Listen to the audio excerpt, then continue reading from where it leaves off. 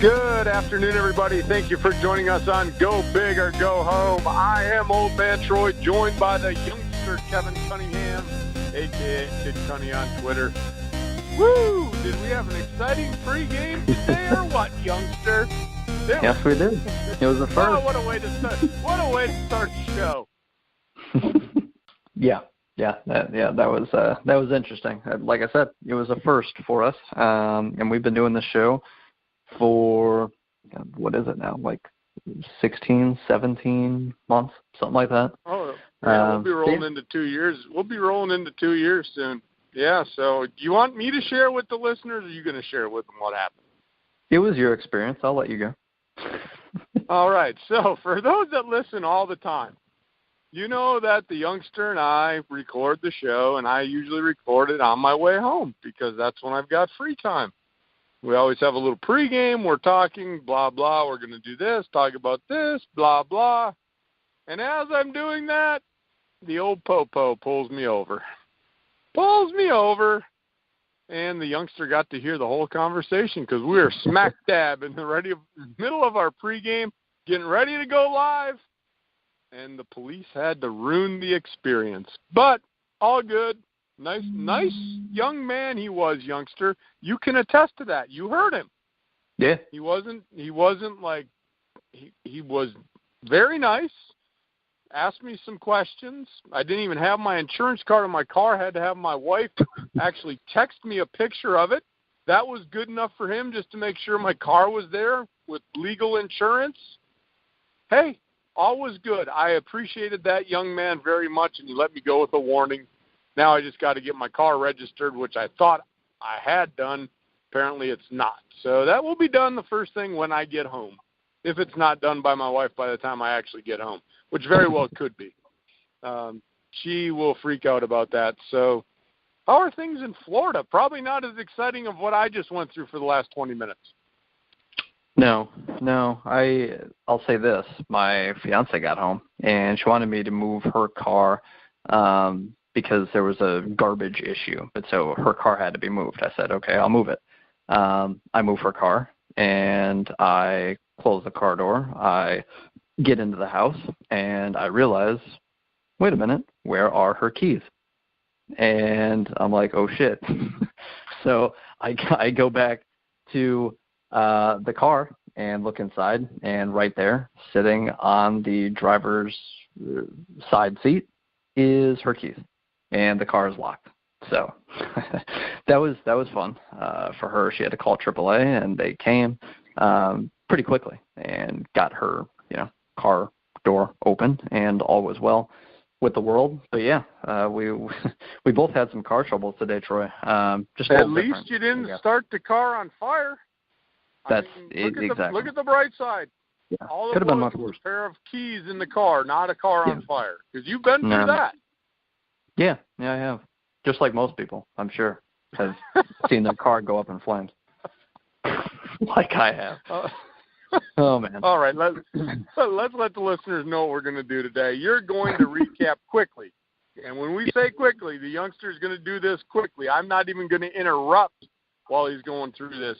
Going to recap some softball, some baseball, some lacrosse things.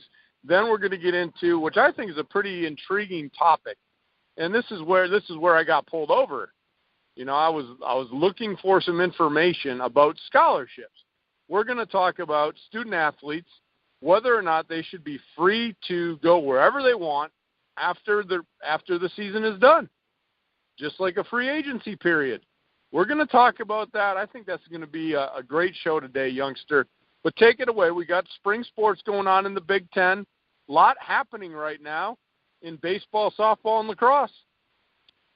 Yeah, there is. I wanted to also share, I guess, a quick story that you shared with me. Troy and I went to the University of Wisconsin-Whitewater, obviously at different times. He's old, I'm young. You get the spiel. We've done it on the show before. Anyway, University of Wisconsin-Whitewater on Mother's Day had an email go out at around 3 p.m. I'm reading this story, by the way, from abcnews.com, and they say the University of Wisconsin gave students – well, no. You can stop right there. It's not the University of Wisconsin. That's the Badgers, obviously, for people listening to this show. obviously know who the University of Wisconsin is, different from the University of Wisconsin Whitewater. Whitewater is a D3 program. University of Wisconsin, pretty sure D1. Anyway, I'll move on from that. ABC News, a little incorrect there, but that's fine. Officials on the university's Whitewater campus, again, not the University of Wisconsin, but in any case, sent an active alert email at 3 p.m. on Mother's Day, and here's what the email said. There is an active threat to life safety on campus. Run, hide, fight. That's what students got, was an email at 3 p.m. saying there's an active threat to life safety on campus. Run, hide, fight. 7 minutes later, the university sent out a correction email saying there's no threat. Basically, it was an accident. I know that for a 7-minute period there, if I was told to run, hide, fight, and there was an active threat to life safety, I'd be a little anxious.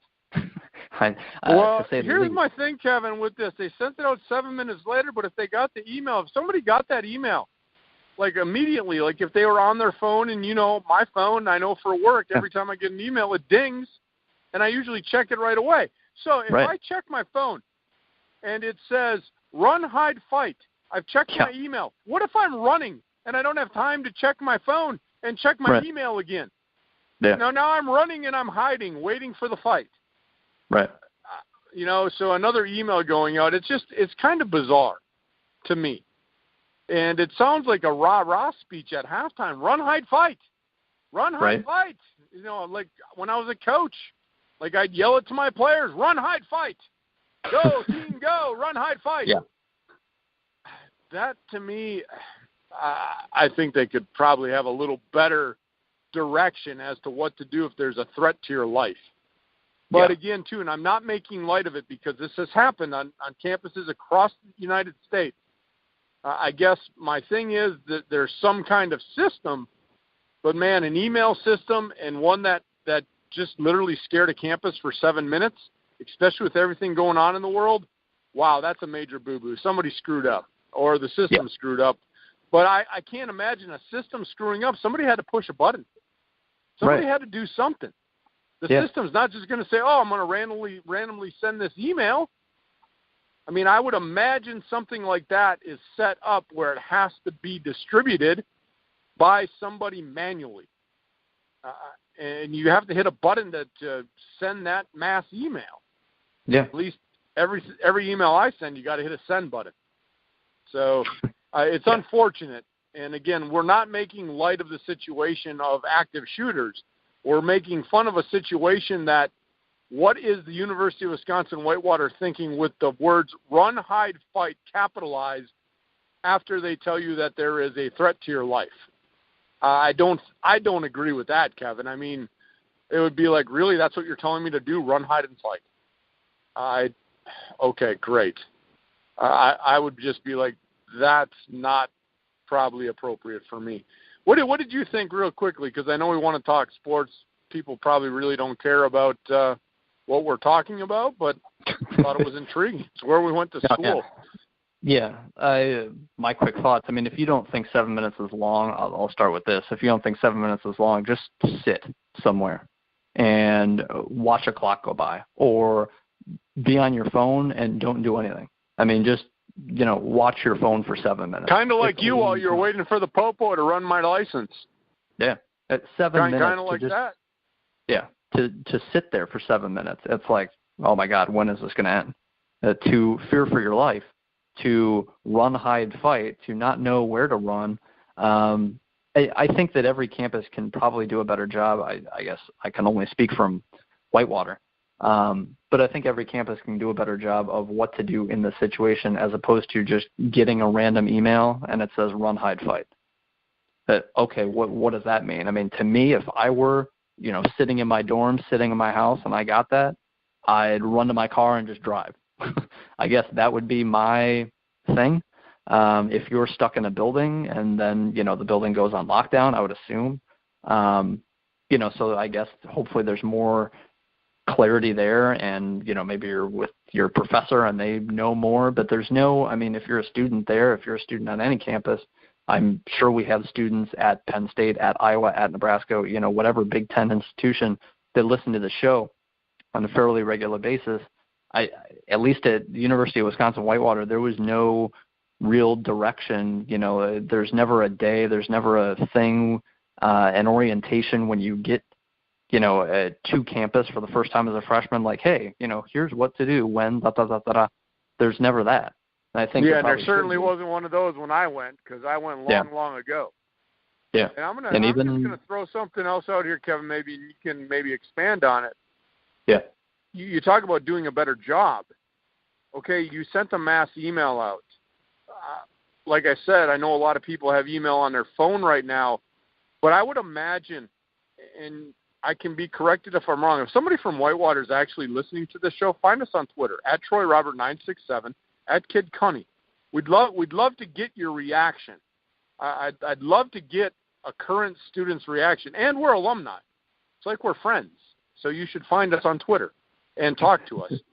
My point here, though, Kevin, is, and I could be wrong, I would imagine that warning went out to their school email address. Maybe it went out to both. But how many people have their school email address on their phone? Does everybody even look at their school email address? No. I mean, if you look at my I don't have my Pepsi email on there. I don't have my work email on there. Why do I need my work email on my personal phone? Right. I know the school email maybe people are not using that school email on their phone.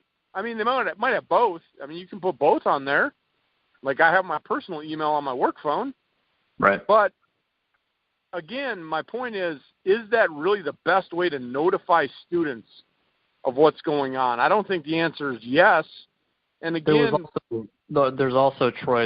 I don't know if this is new since you graduated, but they also have a school emergency alarm system so that I don't know how what the distance is, but let's just say 1,000 feet of the campus, there's like an alarm station basically where when this went out, according to this article that I'm reading, it sounded the school's emergency alarm system. So every 1,000 feet, this basically red buzzer basically goes off. And so, you see it, you hear it if you're, just walking the campus. So that's a positive. I don't know if that was, implemented after your time or not. No, that would have been a long, long time after I was gone. Okay. I mean, you have to remember, and I guess I'll share with. We always tend to expand things, but I like sharing. So when I went to Whitewater, I went late 80s, early 90s. We didn't have that. We barely, to be honest, the email system and internet were not even around at that time. I mean, barely. Not everybody had. We didn't have cell phones. I mean, literally in my dorm room, I had an old rotary phone, Kevin. I had a rotary phone in my dorm room. The phone in the dorm actually had push buttons, but the phone I brought was one of those that you picked up. It had the rotary in the handle inside of it. That was my dorm phone. That's what I used. So we didn't have all of these things. And back when I went to school, you got to remember in the late 80s, early 90s, active shooters were not as common. Yeah. I mean, that would have been, if something like that happened back then, that would have basically been like the whole world would have been in awe. And I know they are now, but again, these are things that are becoming more common across the world. And I don't want to, it's not a good thing by any means, but in the late 80s, early 90s, active shooters, the media wasn't as well, I don't want to say versed, wasn't as well expanded. There's no internet, didn't have 24-hour live news coverage of things. But if something like this would have happened in the late 80s, early 90s, this would have been one of those things where I would be watching a show and it would have said breaking news across the show. It would have interrupted the show and it would have came on. Now you turn to CNN, you turn to your local news, and it's there because there's news 24 hours a day. Again, I'm old, and these things just weren't as talked about or as prevalent when I went to school. They happened, but they weren't as prevalent as they were today. That's all I have. I'm not going to interrupt you one more time on this subject. No, that's basically all I have to get this moving. They should have a better system for when you get to campus for the first time. There should be some sort of orientation saying, hey, here's what will happen. I don't think I was ever even told that about the alert system because, yeah, like every 1,000 or so feet, I'm just making that number up, but there's probably 8 or so stations across the campus that have that. And I don't think anyone ever told me about that. I think I just found out about it somehow, but there was never an instructional, class, hour-long class, whatever. It doesn't have to be long, but hey, here's what happens. If there is an active shooter on campus, these stations will go off. You'll get an email saying this, so it should be at least known. It should be in the back of your head. It's like, oh, yeah, I remember this, I'd say that schools can do a better job at that. I'll move on, though. Obviously, this is a Big Ten show. Talking about Big Ten sports, I will move in to, we've got baseball, softball, men's lacrosse, women's lacrosse. I'm going to go over those sports, what's going on there very quickly before we get into our actual topic of discussion for this week's podcast. But so men's lacrosse and women's lacrosse, both in the quarterfinals. So there are 8 teams left. And the men's take place on this Saturday, May 19th, and Sunday, May 20th. I'm looking at the graphic here, and it's the same thing for the women. So for the men, Maryland, the number 1 team in the country, number 1 seed, even though they did not win the Big Ten men's lacrosse tournament, is the number 1 seed. They're in the quarterfinals. There's 8 teams left.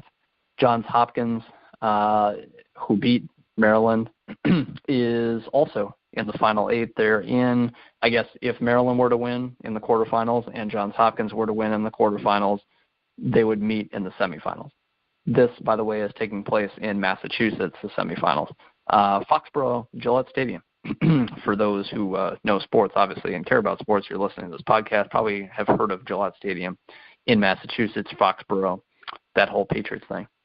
That's where the men's lacrosse Final Four is going on. But so Maryland and Johns Hopkins both in there in the final 8 quarterfinals. For women's, Maryland is also there as the number 1 team. And there was another, there it is, Northwestern. Northwestern is at the bottom of the bracket, so if Maryland and Northwestern keep advancing, they would meet in the championship game. So that's men's lacrosse, women's lacrosse. A couple Big Ten teams are in the final 8, which is cool to see. Moving to baseball, again, I want to get this rolling. Big Ten baseball, each team has, I think it's 3 or 4 games left, depending on the team. But so this week is the final week. Again, we're recording this show May 14th. This is the final week for Big Ten baseball before the Big Ten tournament starts. Baseball a bit behind softball. Softball NCAA tournament field is already set, which I'll get to after this. But baseball, final week of the regular season going on. Just want to run through the standings really quick. Minnesota's atop the conference, Michigan in 2nd, Purdue in 3rd, and then there's a little drop-off to Ohio State 4, Illinois 5, and then Indiana 6, Iowa 7. The rest of the teams are under 500 in conference play, so I'll just leave it at that. But, yeah, final week of Big Ten baseball going on now. Big Ten tournament, May 23rd to 27th, which is next week, Wednesday to Sunday. So just something to keep in mind if you care about the Big Ten baseball tournament. Moving to softball, again, like I mentioned, field of 64 is out. That came out, I think it was yesterday. Yeah, it was. It was while I was working at Atlanta 10, Big Ten site, for those that don't know. Big Ten softball, there are 5 teams in the NCAA tournament. Minnesota beat Northwestern in, and actually there's a funny story to go with softball.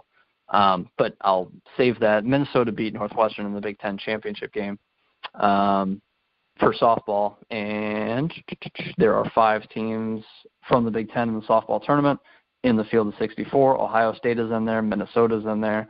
Northwestern's in there. Wisconsin's in there. And Michigan is in there. There's nothing I guess, really insane to say other than all these games, for the Big Ten teams anyway, take place on Friday. Like Ohio State, 5 p.m. Friday, Minnesota, 9 p.m. Friday, Northwestern at noon on Friday, Wisconsin, 7 p.m. Friday, Michigan at noon on Friday as well. All these games are televised on either ESPN or ESPNU, it's looking like. And ESPN2. Or watch ESPN if you want to watch online. Only thing I'll say with this, too, is that basically for those that don't know, it's a double elimination thing with the regionals, and then whichever of the teams makes it out of the regional is the one that doesn't get double eliminated. Basically, so you're playing everyone in your little pod of 4, your little regional, like Ohio State's in the Gainesville regional, so University of Florida. They're the top team, and I think it's the top 16. Yeah, the top 16 host their own regional, which, breaks up 16 times 4, 64 teams. There you go. None of the Big Ten teams, none of the 5 are hosting. So just something to keep in mind for softball. And, the other thing I was going to say, as the Big Ten softball tournament, it actually ran longer than usual, Troy. I'll shut up after the story, and you can, talk about whatever you want, whether it's the story or baseball or whatever, or we can move on. But during the softball tournament, during a quarterfinal game, I think it was Wisconsin versus Minnesota, I want to say. This took place at the University of Wisconsin campus. There was so much rain that there was a 5-hour rain delay, Troy, during this Minnesota-Wisconsin game, I believe it was, that they literally called a chopper, like a helicopter, to come to the field so that it would be spinning, rapidly enough to dry the field quick enough. And there's some cops on Troy's end. No, that was an ambulance. I'm not getting pulled over again. No. That was okay, that good. was an ambulance going by me. Man, I'm having an exciting trip home today. I'm listening to you, getting pulled over, ambulances flying by, choppers flying over softball fields. Holy cow. Yeah. What a world we live in. Yeah. Very weird story because it's something I've never heard of in my life. It's something I covered, again, at Land of 10. If you're interested in Big Ten stuff, Land of 10, cool site. I'll say that. But I did a very quick little story saying there was a chopper on the field to help dry the field. Something I've never heard of in my life. I'm done with men's lacrosse, women's lacrosse, baseball, softball. However you want to take the show, Troy. If you want to just move it on to our topic, feel free. But I'm done with my little segment. Yeah, we spent a little bit of time before we got into sports, jibber jabbering. So we're not gonna go any more off the tree limb here. We can move right into this topic because I think it's a good one. You had brought it up last week. We're going to talk about student athletes. I was a coach, so I can give my 2 cents worth there. And it's really one of these things as we move from generation to generation, the loyalty amongst players, schools, coaches, I think, Kevin, has kind of went by the wayside. And I think that's what this conversation is going to bring up. I think that loyalty is gone.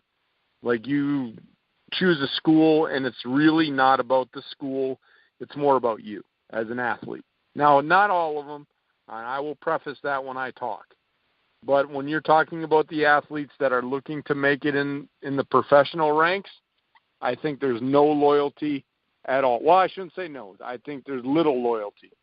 There are some players out there that I believe do care about their school, but for the most part, it's about what school is going to give me the best opportunity to advance my career and get me to the professional ranks. Take it away, youngster. Fill the listeners in as to what road we're going to go down here, and there's probably going to be a lot of little paths that we go down as we talk about this. Yeah, we could talk about this subject for many hours. We won't do that. We're, 24 minutes into the show right now. We'll get it moving, but basically, here's an example. Talking about Shea Patterson, the quarterback from Ole Miss, huge recruit. I think it was the number 4 recruit overall in his class, the top quarterback recruit. Played at Ole Miss for, I think it was 2 years. I think last year was a sophomore year, got hurt after game 7, I think it was. But so he was looking to transfer from Ole Miss. Why? Why was he looking to transfer? was looking to transfer because there were sanctions being put down on Ole Miss for all the cheating and all the crap that Ole Miss was doing. Okay, understandable for wanting to get out of that situation. So it took a while. Well, he decided to transfer to Michigan, as most Big Ten fans know by now, have heard. And so the process of, oh, my God, is Shea Patterson going to be eligible this year, or will he have to sit and wait a year and be eligible for the 2019 season? Because typically, unless you're a graduate transfer, if you transfer schools, say you go from Iowa Tech to Iowa, you have to sit a year. If you go from whatever, you have to sit a year. If you try to expedite that process, you can make, I think it's just a straight-up appeal to the NCAA saying, hey, here's the situation, want to be eligible ASAP as soon as we transfer. Being the athlete, typically from what I know, that doesn't happen. I mean, there's got to be a special circumstance like, oh, my God, when I chose Ole Miss, there was nothing going on, and then all this cheating from before me, and has nothing to do with me, came down on the program. Now I'm being affected by this, so I want to leave. That's Shea Patterson's example. Some examples are just, hey, I'm not getting playing time at Michigan. I want to transfer to Western Michigan. Okay, you make your transfer, and you have to sit out a year. Now, what we want to, I guess, dive into more than anything is the debate that is out there. It's not some, newfound youngster old man thing that we've, concocted here. The debate of should college athletes have to wait a year? If you're Shea Patterson, the NCAA said you don't have to wait a year. That's not on you. We understand your situation. You can play for Michigan this fall. That's what he's doing. He's going to be Michigan's quarterback. There's basically no doubt about it. But so there's a question.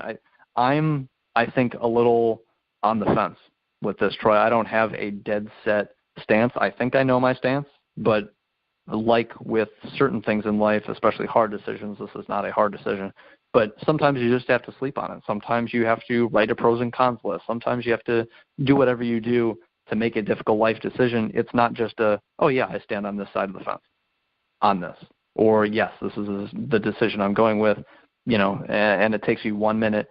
It takes me some time to think about this and where I stand on it. But basically, again, should student athletes, if you decide to transfer from USC to Cal State Fullerton, should you have to wait a year?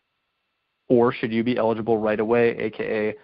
after every single season, say college football, can Shea Patterson, after this year, say, you know what, Michigan's just not good. I'm going to transfer to Ohio State. And then he gets to play for Ohio State in 2019? So it's basically like a free agent system every single year where you don't have a punishment, quote unquote. You don't have to sit out a year. So should it basically be a free agent period during every single offseason where any player can transfer to whatever school they want and not have to sit a year?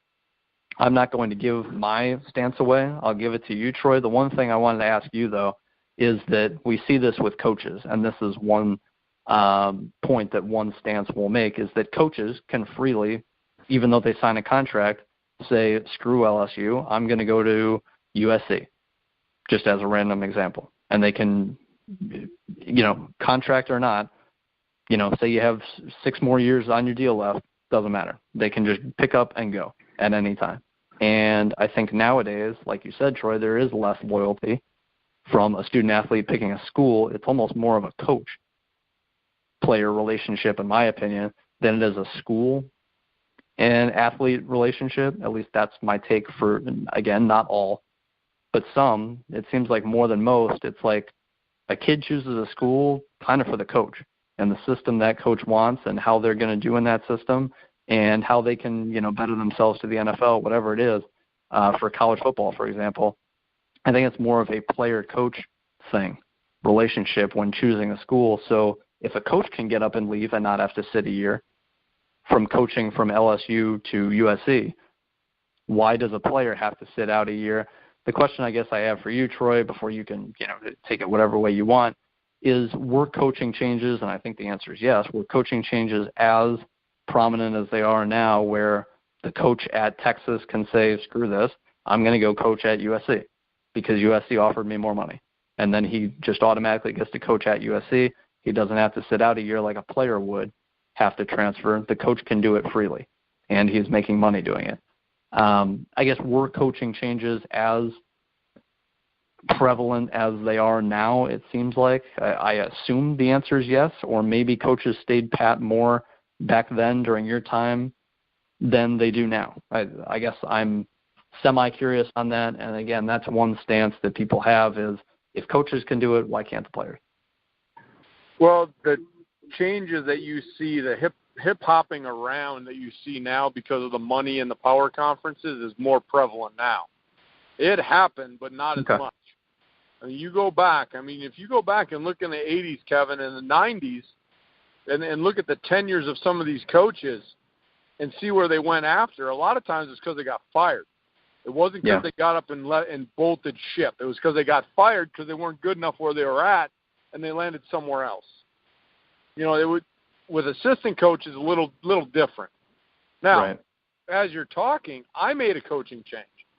The difference between myself doing that, my contract only went year to year. So once my contract was done, it was done. You know, I only had a 1-year contract with the university. Yeah, every year. 1 year to 1 year. That was it in D3. That's it in NAIA. They don't give you this long-term, multi-year deal. It's a 1-year deal with your salary. There it is. Take it or leave it. So when I changed, my contract was up. End of the year, I can go. I'm free to do anything that I want. And I left for reasons that I'm not going to get into on this show.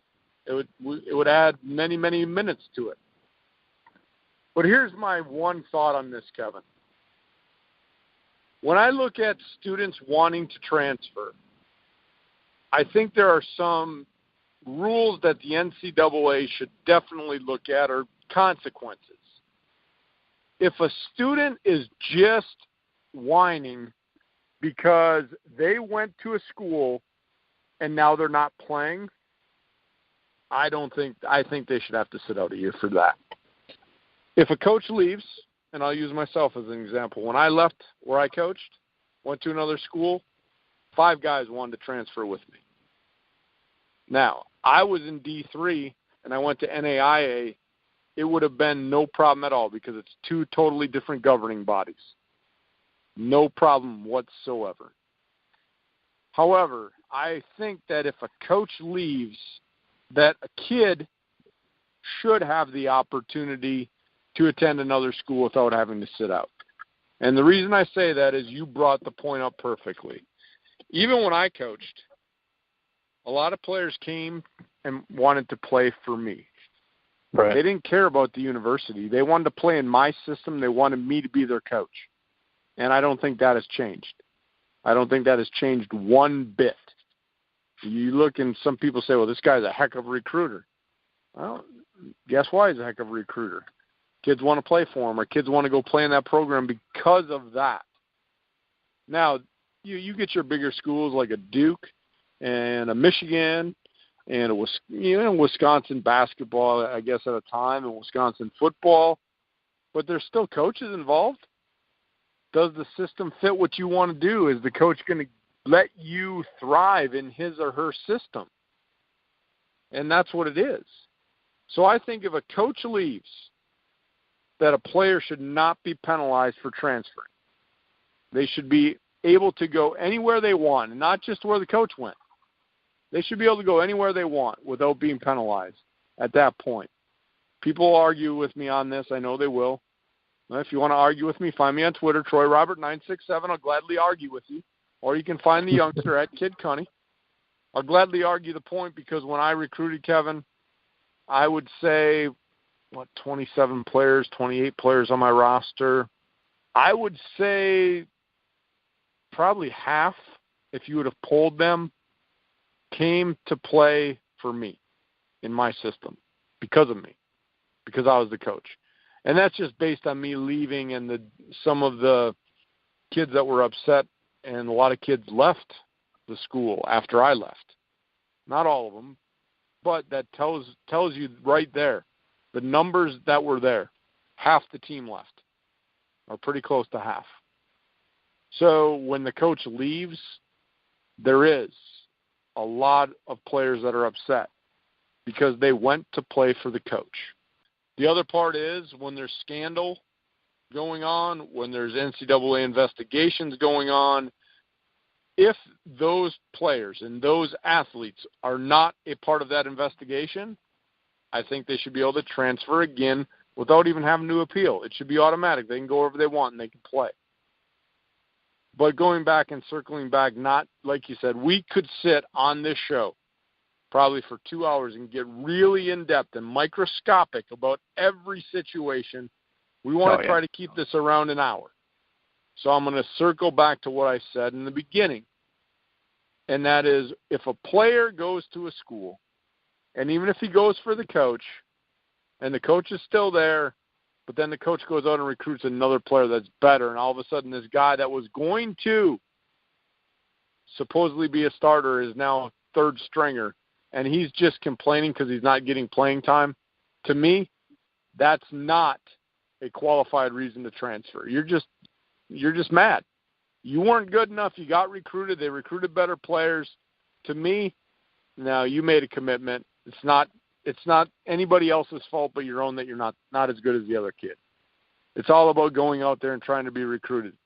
And I told you, I shared this story, I think, Kevin, with you. And you if you remember, when I was in high school coaching and my players were being recruited, I told them that exact same thing. You may be the big dog this year, but you're not going to be the big dog next year. They're going to go find somebody that's better than you. They're not going to recruit anybody less talented than you. Why would they do that? They're going to try to find somebody better. So you've got to be ready for 4 years to go bust your hump. Because every year they're going to try to recruit somebody better. And that's why I have a very hard stand on that. If you're just transferring because you're upset with your playing time and you're not liking the way the program is going, that's your own fault. I have no empathy. I have no compassion. I have no sympathy for that.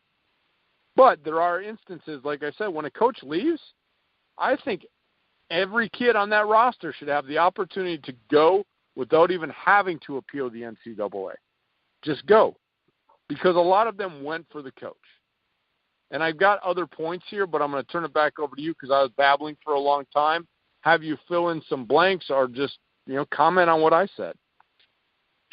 Yeah, it's on what you said, and not that I can prove this, but again, going into this show, I was kind of wishy-washy as to what I thought.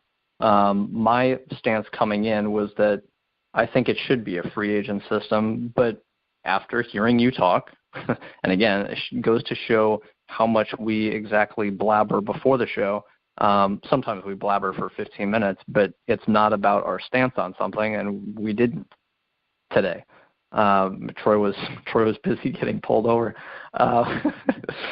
Different thing. Anyway, we didn't talk about our stances on this, but so I agree with you. Your point makes sense that if a coach leaves, that's like, okay, if he's leaving, then you get to leave and go and play immediately wherever you so choose. Makes perfect sense to me. Just because you're not getting playing time, if that's it, then yeah, maybe it isn't right to just have a complete free agent system, although I don't know, I'm still not exactly 100% against that. The one thing I would say is that I guess a point to bring up with you, Troy, I'm curious on your thought on this. Say you're an Iowa defensive lineman, and this actually just happened this week. An Iowa defensive lineman said, I'm out of here. I'm transferring. Why he said that is because he's a good player. I don't even remember the name. He's a good player. He's not a great player. He, I think, either a sophomore or a junior, he got hurt. And so he had to sit out last year. And during all of last year and the off season and picking up new kids and other guys being able to develop, this guy could not develop. He was hurt. He could not practice. He couldn't do anything. He couldn't better his game whatsoever. He just had to hopefully get back to the level he was at before the injury. This guy said, and again, I should have the name up. I don't. Iowa, I think it's defensive lineman, said, okay, Iowa, went out, recruited. The guys that were here got better. I know that I'm not going to get the playing time that I had a year ago because I was injured. I don't think that's his fault for being injured, but so now he's transferring and he's going to have to sit out a year. I don't think that's right at all. I don't think it's his fault that he got injured and things have changed because he got injured, and the coaching staff has to maybe go out and recruit guys at his position because there's an extra hole, there's an extra question mark. Hey, what if this player doesn't ever come back from this injury? What if this player is not the same player they were from this injury? So you try to add depth at that position. I understand being a solid starter, not great, and kind of losing your job. We see it with Drew Bledsoe to Tom Brady as just one random example. You can straight up lose your job because of an injury. And so I think that this Iowa, I think it's defensive lineman, for example, shouldn't have to sit out a year. I think that's crap. It's not his fault. So I guess I'm curious on your stance on that. I think the overall point, though, that both of us are maybe making here, I know Troy is making, is that it's kind of circumstantial. And it depends on the situation, which I think the NCAA is perfectly in reasonable hands to take every situation and diagnose, hey, is this player worthy of basically transferring and playing right away or not? Or is it, again, just a matter of he just wants to pick up and leave for whatever random reason and play right away? No, we don't think that should happen. So you would go by an individual case basis. I guess that's the only real point I guess I have left is that for injuries, for example, like this player, to me, he shouldn't have to sit out a year, but he will, and Kirk Ferentz isn't going anywhere. So if it's just based on coaches leaving, this kid would still have to sit out a year. To me, that would be, I guess this is just a hypothetical I'm bringing up, Troy, but I'm curious on your thoughts on that. I guess overall, would it be a specific individual case-by-case basis the NCAA would have to look over, kind of like it is now if you apply for a waiver, if a kid transfers to play right away or if they have to sit? Now, we don't disagree often, but I'm going to disagree with your point here on the injury, and here's why. Okay. There's 2 points to this. If he was injured and the university honored that scholarship, no, he shouldn't be able to transfer and play right away. No way. The university, in good faith, kept the scholarship all year while he was hurt, because in the bylaws, if you remember what I was looking up before the show, one of the things that will allow a university not to renew a scholarship is injury. Yeah. So if a player gets hurt, the university has all the power in the world to say, well, you got hurt, sorry, we're going to take your scholarship away. So if a player gets hurt and the university abides by the scholarship and allows that player to remain on scholarship, no way in the world should that kid be able to be scot-free to go wherever he wants at that point. Because the university, and I know people are going to argue with me on this, because players do get hurt and universities yank scholarships. It happens all the time. For example, in this case, if Iowa really could go out and recruit a 5-star guy and they're looking at the people that are injured, they can go up to any one of those players that are injured and they can yank that away, and I understand that. But if the university doesn't yank your scholarship, I don't think you should then just have, I'm hurt, I couldn't develop, I'm going to go transfer somewhere where I can be higher on the depth chart. To me, it's the same situation, Kevin. I understand injuries that may have happened in a game, but if the university is going to abide by the scholarship and they're going to continue giving him a scholarship, I don't think there should be any leeway at that point. He's just like another player. He was on injured reserve. Sorry, it happens. And I may sound cold-hearted saying that, but I don't have empathy for people that are going through that. I've went through injuries myself. But if the university, in good faith, is going to keep that player's scholarship while they're hurt, no, I think then you're considered an active member of that team. I have my foot in the cement on that one. Now, again, a university can yank that scholarship, and the thing with scholarships, there's 2 ways to do scholarships, Kevin. When I was in Division II, our scholarships were year to year. So every year, a player had to renew the scholarship. So at the end of the season, I looked at the scholarships and I said, okay, here's my allotment. These are my players on scholarship. And we had a very candid conversation, the assistant coaches and I. Who's going to get a scholarship next year? Are we going to renew these? We didn't have to. So I could come in and give a guy 1 year full tuition if I wanted. It didn't happen based on my budget. But the hypothetical is I could have given somebody full year tuition, free ride for 1 year. Next year, turn around, not even offer a scholarship. Now, at Division I, and this is what I was looking up, Kevin, because I had to figure out the language and figure out exactly how it works. In Division I, you can give a multi-year scholarship. So you can go to a 5-star recruit and give them a 4-year scholarship. So it doesn't have to be year to year. And it's the award period and to the extent of the award. And that is all listed in the scholarship, that your award letter will continue if it was a recruit for this year, 2018 to 2022 or 2023, because it would be the academic school year. So my point, again, on this is that universities can yank them at any time, and I understand that. But if somebody yanks your scholarship, then go transfer at that point, because if you're not a scholarship player anymore, you can go to any school you want. You're not bound anywhere. And we were reading, and I read it to you, that a scholarship is actually not a binding contract. It is an agreement for the school to award financial assistance. That's what it is. So there's a big gray area here, Kevin, and I understand what you're saying about the free agency period, and it kind of goes to my loyalty thing. There's not a lot of loyalty left in college sports, and the loyalty, I think, is to the coach, not to the school. But there are some players that when a coach leaves, they will continue at the school. But part of that reason, well, there's two reasons. One is if they were a starter and they're a good player, you know, they're the big cheese on campus. Second is financial. They've got their scholarship. And the university, if a coach leaves, maybe the new coach will come in and remove that scholarship, but you can't just.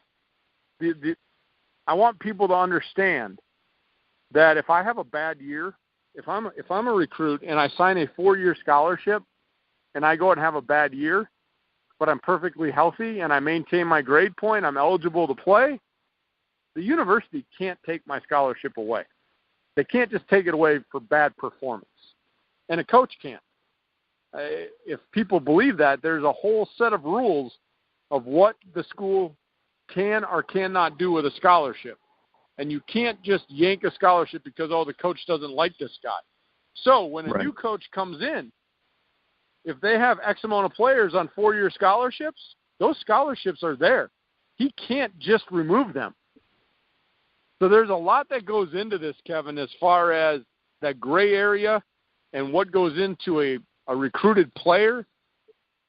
And I went way off on a tangent there, but again, to circle back, an injury to me, if the university is going to abide to the scholarship and let that player stay on scholarship, I don't think they should have free will to go out and go to any school they want. Now, if the university wants to withdraw the scholarship, and again, this is a gray area because, for example, let's say the hypothetical is the player gets hurt, was only on a 1-year scholarship, but that scholarship goes till the end of the school year. If the coach is going to tell that player we're not going to renew the scholarship, this is that circumstance where then, okay, the coach is not going to renew your scholarship because you got hurt and you fell on the depth chart, fine. Now you can go wherever you want. It may sound like I'm just going around in circles, but I think I have two separate points here. Again, it goes back to if it's just about playing time and just about not being able to play, I don't think you can walk and go anywhere. The second situation I gave you is player gets hurt and coach says, I'm not going to renew your scholarship at the end of the year. Well, at that point, I believe that kid should have free reign to go call any school that he wants and not have to get written permission from the athletic director, even though they're under scholarship till the end of the academic school year, because they're not going to have a scholarship next year. Now they should look out for themselves to find a situation where they can go to a school, maybe not get a scholarship, but go there, play 1 year, then get a scholarship. I don't know if that made any sense to you, youngster, but I think my situations are two different ones, even though they sound similar. That's all I got. I'm tired. I need to get a drink. Understandable. No, it made perfect sense to me. And if you have to re-listen to it, feel free. If you're a listener to this podcast right now, just rewind it, click and hold the mouse button and move it back a minute, and re-understand, re-listen to what Troy said in his second example. It makes perfect sense to me. They're two different points altogether. I want to say that I'm still on my side, where I believe it should be free reign, because that's what it is for coaches. But at the same time, like you're saying, you're willing to bend a bit, and some people aren't willing to bend a bit, where it's like, yeah, it is free reign for coaches.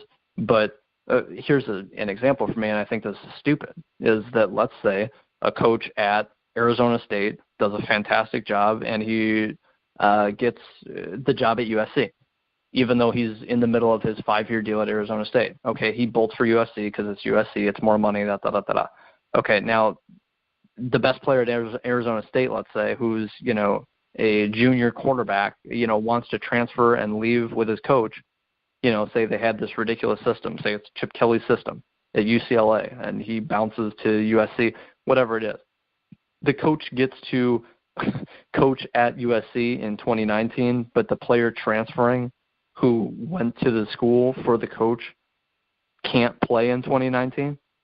So the player has to sit out a year just because he's a player and the NCAA doesn't think there's a reasonable, I guess that's the thing is, Troy, you're willing to bend depending on the situation. And if a coach leaves, he bolts, he gets to coach right away the next season.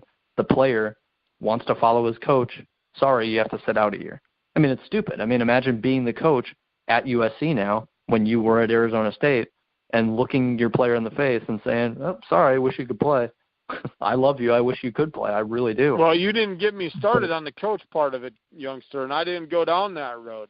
I didn't give you any tidbit about that. Here's my thing with that. When you sign a contract, and again, I'm an old guy. I'm an old-fashioned guy. My father's in his mid-80s. A handshake and your word, that was a contract. You tell somebody you're going to do something, and you shake their hand, you best do it. Yeah. That's a contract to my dad. So I'm not quite to that level, but when I see these coaches leave and bolt because, this is the best opportunity, and even Paul Chryst leaving Pitt for Wisconsin. Right. Okay? I look at it in their situations, but then part of me saying, you signed a contract. And then people will argue with me, well, the university can get rid of him at any time too. Yeah, they can. They don't abide by it. So my point here is, though, when you look at coaches and you want to commit to a school, I really think that you should coach out your contract. I know the Paul Chryst job at Wisconsin came up. Oh, my God, what a great opportunity. And it was perfect fit for him. But part of me is still saying you signed a 5-year deal at Pitt. Yeah. So here's my thing, and here's my solution to that, Kevin. This is my solution to the coaching thing. Do what happened to me. 1-year deals. You get 1 year. You get a 1-year contract. I know coaches will not go for it. Agents will not go for it because, we want stability. You know what? If you want stability, then do your job. Go coach and do your job. Win games. Then you will have a job the next year. But everybody will say, life is not fair.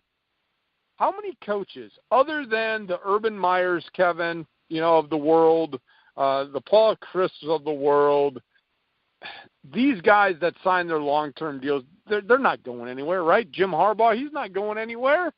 Michigan's not going to fire him. He can go 2-10 next year, and he won't get fired. He'll be under some heat, but he won't get fired.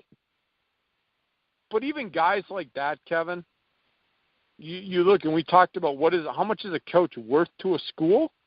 Yeah. If I'm a coach, I actually think, and I don't want to sound arrogant, I thought I was good at what I did. I shouldn't have to worry about 4 years from now. And people say, they got to feed their family, they got to pay. You know what? If I have a 1-year deal, it's like gambling. And I'm not a huge gambling man, but I played DraftKings. I like to dabble a little bit. Sure. If I'm a good coach, and I sign a 1-year deal for $1 million and my team goes to the national playoff, guess what? I'm a free agent at the end of this year. And guess what, school? I just made you $30 million. That $1 million deal from last year, you better triple it or quadruple it. And I'll tell you what, it's not the perfect situation, but it does give coaches some leverage, but it also gives schools leverage to get out of contracts. You hire a coach, he's not a right fit, and the program's going downhill. Okay, you give him another year. You give him the second year, a.k.a. Pitt basketball. You don't get into this whole moral, you committed to him, why are you firing the blah, blah. 1 year contract. Go do your job. If you do your job, hey, you can go back to the school. Or, guess what? You can go wherever you want. And I know why they have long-term contracts, so don't sit there and say, all you listening in there say I'm off in left field. I understand it. I was a coach. I understand why there's a long-term deal, but look at the long-term deals of guys that are not great coaches, Kevin. Do they actually coach out the longevity of that contract? Right. Probably, I would say 50-50. Even the good ones, Dwayne Casey is going to win Coach of the Year in the NBA. He got fired. He won Coach of the Year. He got fired. Coach of the Toronto Raptors. So he's not living out his contract. He got fired. You could say he's a great coach. Obviously, his peers think he's a great coach. I don't think he's a great coach, but I know where you're going with that. People think he is. Right. So, yeah, I just wanted to throw that out. I think a vast majority of coaches don't end up coaching their entire contract just because it ends one way or another. Yeah. Especially there, because you had asked me the question about the movement. Again, it wasn't as prevalent back in the days of me growing up that you would see coaches go through their contracts. And I think contracts meant more back then. In the 80s and 90s, I think contracts meant more. Sure. We laugh all the time now, even with these professional athletes. Oh, I signed a 6-year deal worth, $300 million. Okay. Well, it's probably backloaded. You got a lot of guaranteed money in there. And by the time that you get to the third year and your salary is supposed to be $35 million a year, you're going to be redoing your contract anyway. Antonio Brown already redid his contract. Yeah. Because they were trying to get cap room. So I've said this, not only coaches, but also professional players, 1-year deals. 1-year deals. That's it. I know people will say, well, that would be mass chaos. I don't think it would be huge mass chaos, Kevin. I really don't. Because I think you're going to look, and I think at that point, I know I said loyalty is gone, but if you gave people something to work for and play for, like considering their livelihood, I think you might see some more loyalty. And from both the players and the teams. Use professional teams, for example. 1-year deals. You can go anywhere. You treat that player right, they like where they're at, you treat them fair, they're going to come back. Why would they want to go through the hassle of trying to find another team? Yeah, I know a lot of teams will throw a lot of money out there. It's all about the Benjamins. And you're going to have players that will leave. I understand that. And the same in college coaching. Oh, a coach does real well. He's coaching at Hofstra, and they made the second round, and now, a big-time school wants him. Well, guess what? That big-time school would still want him, even if his contract hadn't expired after 1 year. So, again, Kevin, I could keep going on and on about my point here, but you brought it up about the coaches. I had to throw it out there because it really irritates me when coaches leave, and I just gave you my solution to it. I'm gonna be quiet and let you give your 2 cents worth there. And I'm looking at the time, and I'm thinking, again, we could go on for 3 more hours. Oh yeah. But I don't think it's the time to bring up another point to this. Maybe we'll continue it next week because it's slow in the Big Ten. It's slow. Sure. We may just continue this conversation next week. But what do you have to think about my 1-year deal with coaches? I know I interrupted you too, so you may have another point to finish with. But I'm going to sit back, listen to you, and then maybe I'll add a thing or two at the end, and then we'll let our listeners go. I do have a thing to add that's separate, but aside from that, coaches 1-year deal, even players 1-year deals, I get it. I fully understand, and especially we're talking a Big Ten show here, but to sidetrack for a second, say in the NFL, like, okay, 1-year deals, oh my God, this player's now, was a $2 million worthy a year player. Now they turn into a $20 million a year player because they just had an MVP level season. Holy cow. Okay, but still, if you're the Pittsburgh Steelers, at the end of the day, you're going to have to pay that $2 million player $20 million a year to bring him to your team. And you like your team a lot. So you're not willing to get rid of 5 guys to bring in this one player for $20 million. It's still a salary cap sport. At the end of the day, baseball, I guess, would be even more free range. But for the NFL, NBA, whatever it is, you still have your salary cap limitation. And the NBA, you can say that teams break the salary cap all the time, but there's a limit as to how much owners are willing to be taxed to go over the cap. There really is, obviously. Otherwise, Golden State would have LeBron, and every single possible, great player would be on the same team, and owners not trying to pay $400 million a year in tax money. There's a limit even for owners. But so to, I guess, switch that into the point that I was going to add, people that say, well, if it's, a free agency every single off season, let's take college football, for example, then, what happens? Does Saquon Barkley transfer from Penn State and go to Ohio State? Does the top player at Western Michigan automatically just transfer to Ohio State after his 3rd year, and he becomes, a first or his 2nd year? Jadeveon Clowney, for example, huge monster freshman season at South Carolina, says, okay, I'm going to be the number 1 pick as soon as I'm draft eligible. Well, what if he wants to play for Alabama now? Say he didn't get an Alabama offer coming out of high school. Now he wants to transfer to Alabama. That's not fair to South Carolina that he just automatically gets to transfer to Alabama. No, it's not, I guess. But at the same time, South Carolina's coach could automatically go straight to Alabama whenever he wants, as long as Alabama wants him, obviously. But so to me, I think because coaches are able to bounce and freely move, I think players should as well. In general, that's my overall point, but people want to say then you're going to end up with the best players in college football at the end of every single season, go to one team, and you're going to have, these ridiculous super teams, and there is no salary cap, so there is no stopping it. But my counter to that, this is my last point on this for this week's show anyway, my counter to that is Oregon can pay their coach.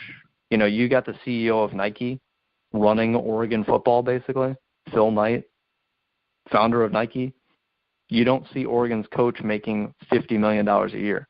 He could easily be making it, and Phil Knight could easily be paying his coach $50 million a year. He could throw $50 million a year at Nick Saban, and it would mean nothing to Phil Knight, and that would be a huge boost to Oregon. But you don't see it. Why is that? So take coaches, for example, there is free reign. Again, Phil Knight could offer Nick Saban $50 million a year tomorrow, and it basically wouldn't hurt Phil Knight whatsoever.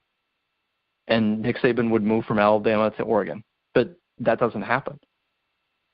So players necessarily, you can move, up and down, left and right across the country at the end of the season, but I don't think they would.